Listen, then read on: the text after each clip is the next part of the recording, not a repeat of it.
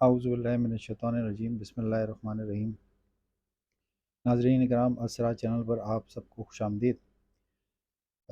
آج کا جو موضوع ہے وہ ابراہیم کا جو لفظ ہے قرآن کریم میں، اس کے حوالے سے ہے، اور یہ میں آپ کو پہلے ہی بتا چکا ہوں کہ یہ دوسرا حصہ ہے، اور اس دوسرے حصے میں بھی ہم حضرت ابراہیم اور ابراہیم کا جو لفظ قرآن کریم میں استعمال ہوا ہے اس کے حوالے سے بات کریں گے۔ تو شروع کرتے ہیں، بسم اللہ کرتے ہیں۔ جو ٹاپک اس سے پہلے ہم کور کر چکے ہیں وہ حضرت ابراہیم کے حوالے سے اور ملت ابراہیم کے حوالے سے۔ ابھی جو آج جو ہم چیپٹر یا اس میں ٹاپک جو کور کریں گے وہ آل ابراہیم کے حوالے سے ہے، اور اس میں آل ابراہیم کا جو ذکر ہوا کہ اور اس میں بعد میں انہوں نے اپنے والد کو جو تبلیغ کی اس حوالے سے، اور پھر قوم کو جو تبلیغ کی، پھر بیٹے کی اپنی پیدائش پر جو انہوں نے حضرت اسماعیل کی، وہ جو ذکر ہے اس کا ہم ذکر یہاں پر کریں گے۔ آل ابراہیم میں کچھ جو ہے وہ چیزیں رہ گئی تھیں، اور اس سیکنڈ لیکچر میں اس کو کور کروں گا انشاءاللہ۔ اب اس میں ایک آیت یہ ہے کہ حضرت ابراہیم کو توحید کی تعلیم دی گئی تھی، ان میں ہدایت یافتہ بھی تھے اور فاسقین، یعنی کہ حضرت ابراہیم اور ان کی قوم کو جو تعلیم دی گئی تھی وہ توحید کی تعلیم تھی۔ پھر ان لوگوں میں سے کچھ ہدایت یافتہ بھی تھے اور فاسقین بھی تھے۔ پھر حضرت ابراہیم نے اپنی اولاد کو بھی دین خداوندی اختیار کرنے کی وصیت کی تھی کہ اگر تم یہ اس دین پر ثابت قدم رہو گے تو یقیناً جو ہے وہ کامیاب و کامران ہوگے، اگر تم دین خداوندی کو اختیار نہیں کرو گے، ان کی وصیت تھی، تو تم جو ہے وہ نامراد رہو گے۔ تو یہ آل ابراہیم کے حوالے سے کچھ آیت تھیں جو پچھلے لیکچر میں رہ گئی تھی، لیکن اس لیکچر میں ہم نے اس کو کور کیا۔ اب جو ٹاپک ایک اور ہے وہ ہے اپنے والد کو انہوں نے جو تبلیغ کی تھی، اس میں جو ہے کچھ آیات ہیں کہ جی انہوں نے اپنے باپ کو نصیحت کی کہ وہ بت پرستی سے باز آ جائیں، کیونکہ آذر جو تھے اور تارا جو تھے یہ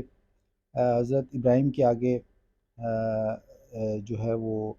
اس زمانے میں بہت بڑے پیشوا تھے، اور انہوں نے بت پرستی میں وہ بہت آگے نکل گئے تھے۔ تو حضرت ابراہیم جو علیہ السلام جو ہے وہ ان کو منع فرماتے تھے کہ یہ تمہارا خدا نہیں ہے، خدا واحد کی جو ہے وہ عبادت کرو، اس کی طرف آؤ۔ تو وہ اپنے باپ کو جو ہے نصیحت کرتے تھے کہ بت پرستی کو چھوڑ دو۔ پھر اس کے بعد انہوں نے اپنے باپ کے لیے آرزو کی کہ خدا انہیں تباہی سے بچا لے، یعنی اپنے والد کے لیے انہوں نے یہ دعا کی کہ اے اللہ تو انہیں تباہی سے بچا لے۔ لیکن جب انہوں نے دیکھا کہ وہ کفر سے باز نہیں آئے تو وہ ان سے بری ذمہ ہو گئے۔ جب انہوں نے ایک حد تک ان کو سمجھانے کی کوشش کی اور وہ اپنی کوشش میں ناکام رہے، تو پھر انہوں نے کہا کہ اب میں اس سے بری ذمہ ہو جاتا ہوں، لیکن وہ بت پرستی کے خلاف جو ہے وہ تلقین فرماتے رہے، اور یہ تک انہوں نے ان کے الفاظ ہیں کہ میں تم سے اور تمہارے معبودوں سے بیزار ہو گیا ہوں، اور تم جو ہے وہ جس جہالت میں ہو اس جہالت سے نکلو۔ پھر انہوں نے ساتھ ساتھ ایک اور آگے ایک ٹاپک ہے جو میں نے آگے دیکھا قرآن کریم میں، آپ بھی اس پہ غور کیجئے، کہ انہوں نے اپنی قوم کو تبلیغ کرنا شروع کی کہ ستارہ پرستی کے خلاف جو یہ جو مشاہداتی دلائل ہیں وہ انہوں نے کر کے دیکھے، بہت پریکٹیکل انسان تھے وہ، انہوں نے مشاہدہ کیا فلکیات پہ سے، اور ستارہ پرستی کے جو جس لعنت میں لوگ ملوث تھے اس کے خلاف وہ اٹھ کھڑے ہوئے۔ پھر بت پرستی کے خلاف بھی انہوں نے اپنی قوم کو تلقین کی، بت چکنی کا ایک واقعہ جو ہے واقعات جو ہیں وہ آپ کو ملیں گے، دو تین آیات اس میں ہیں۔ پھر حضرت ابراہیم کے خلاف قوم کی جو اشتعال انگیزی تھی، جس طرح وہ اشتعال انگیز ہو گئے تھے اور حضرت ابراہیم کے خلاف اٹھ کھڑے ہوئے تھے، اس کے خلاف انہوں نے جو ہے وہ آواز اپنی اٹھائی۔ پھر اپنی قوم کو انہوں نے توحید کی طرف دعوت دی، اور پھر وہاں اس وقت کا جو بادشاہ تھا اس کے خلاف جو ہے ان کا مناظرہ ہوا، اور اس کو بھی حضرت ابراہیم نے تلقین کے ہدایت کی طرف آ جاؤ۔ پھر ملکوت السماوات والارض کا مشاہدہ انہوں نے کیا۔ پھر قوم ابراہیم کو جو ہے وہ جس طرح انہوں نے کوشش کی کہ وہ کسی طرح راہ راست پر آ جائیں، تو وہ جو ان کی انتقام کی آگ تھی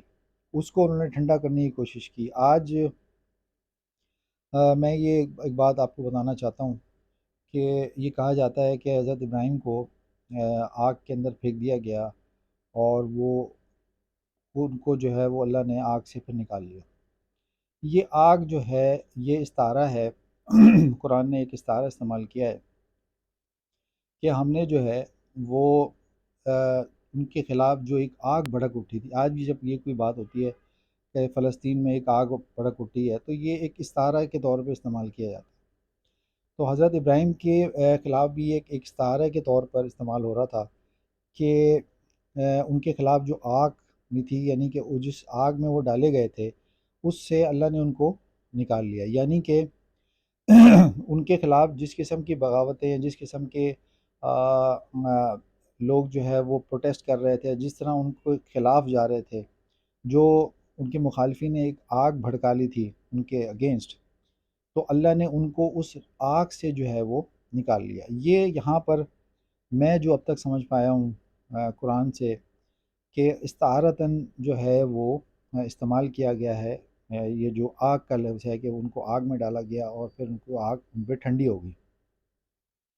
باقی آپ اپنے سمجھنے کی کوشش کریں، میں جو اب تک سمجھ پایا ہوں وہ یہ اس قسم کی ایک بات ہے کہ کیونکہ وہ بہت زیادہ پریکٹیکل انسان تھے، اور بہت زیادہ اللہ نے ان کو برگزیدہ کیا اور ان جیسی ہمیں ان کی آل میں شامل کیا، تو یہ ایک استعارتاً قرآن نے استعمال کیا۔ پھر آگے ایک اور ٹاپک ہے کہ بیٹی کی پیدائش پر ان کا کیا جو ہے وہ رد عمل تھا، کہ حضرت ابراہیم کے پاس جو ہے نا وہ فرشتے حاضر ہوتے ہیں، ٹھیک ہے، اور اس کے بعد ان کو بیٹی کی خوشخبری دیتے ہیں، تو یہ وہ خوشی کا اظہار کرتے ہیں کہ ان کو جو ہے وہ ان کے بیٹوں کی جو ہے وہ خوشی نصیب ہوئی۔ اور پھر اس کے بعد حضرت اسماعیل کی قربانی کا جو ہے وہ ذکر ہوتا ہے اس کے اندر، اور جس پہ اللہ تعالیٰ جو ہے انہیں سلام علی ابراہیم کہتے ہیں کہ حضرت ابراہیم پر اللہ جو ہے وہ سلامتی جو ہے وہ بھیجتا ہے، اور یہ کوئی چھوٹی بات نہیں ہے، یہ کوئی چھوٹا عمل نہیں ہے کہ اللہ کی ذات جو ہے وہ اپنے پیغمبر پر جو ہے وہ سلامتی کی دعا جو ہے نا وہ بھیجے۔ تو جس طرح حضرت اسماعیل کی آمادگی ہوئی کہ وہ انہوں نے اپنے والد کے آگے سر جھکا دیا کہ آپ کی جو آپ نے جو خواب دیکھا اس کی تعبیر میں کے لیے حاضر ہوں۔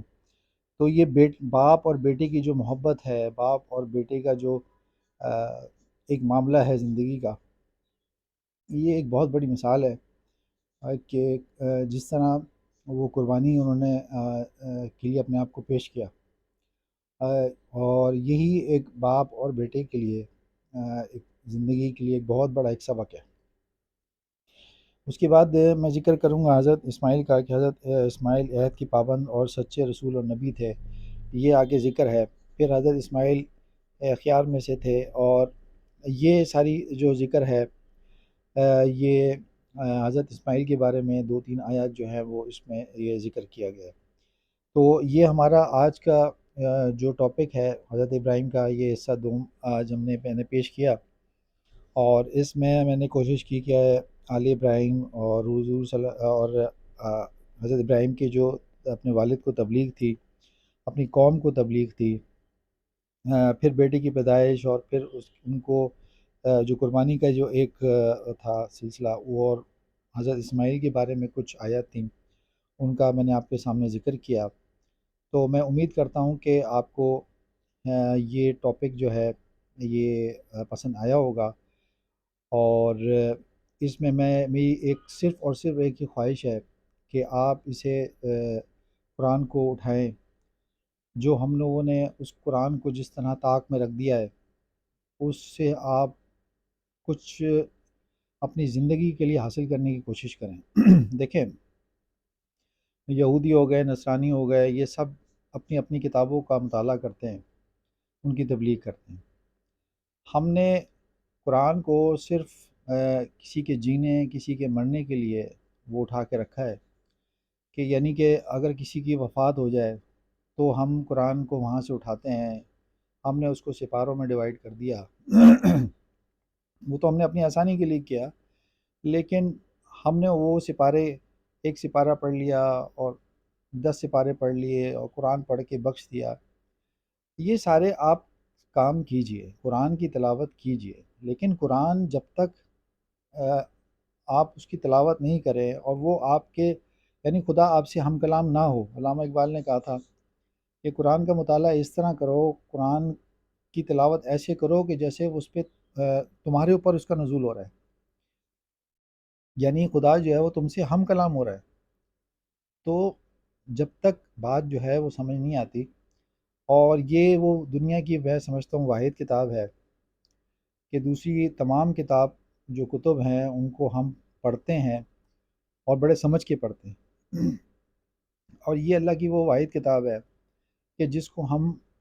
پڑھتے ہی نہیں، جس کو ہم سمجھ کے نہیں پڑھتے، جس کو ہم نے سمجھنے کی کوشش نہیں کی۔ تو برائے کرم، برائے مہربانی، میری آپ سے استدعا ہے کہ قرآن کریم کو اٹھائیں، طاق سے نکالیں، اپنے سامنے لائیں، اپنی زندگی میں اس کو امپلیمنٹ کر کے دیکھیں، اس کی آیات کو سمجھنے کی کوشش کریں، تاکہ آپ کی زندگی، دنیا اور آخرت کی جو زندگی ہے وہ بہتر ہو سکے، وہ اس کے اندر جو ہے وہ آپ کو اچھائی کی طرف وہ لے کر جائے،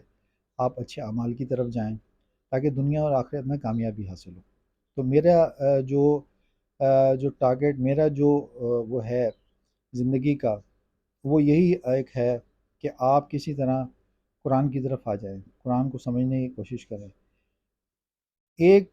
ذی روح جو ہے وہ بھی اگر قرآن کو سمجھنے سمجھانے میں اگر میری اس کوشش میں شامل ہو گئی،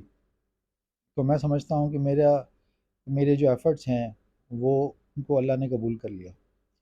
تو برائے مہربانی قرآن کی طرف آئیں، قرآن کو سمجھیں، اللہ تعالیٰ ہمیں توفیق دے کہ ہم زیادہ سے زیادہ قرآن کو پڑھنے، اس کو سمجھنے کی کوشش کریں۔